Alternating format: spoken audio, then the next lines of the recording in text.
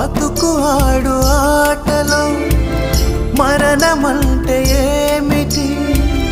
ఆటలోని అలుపు వంటి చిన్న మలుపులే జీవితాన్ని అందక జీవమెళ్ళిపోదులే,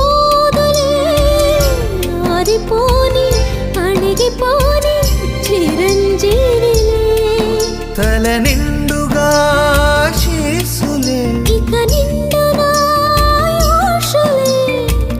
యముని పాశమే బిగుసుకున్నను. మరణమన్నది మరల జననమే. నిండు నూరేళ్ల సావాసం స్వర్గమయ్యింది వనవాసం.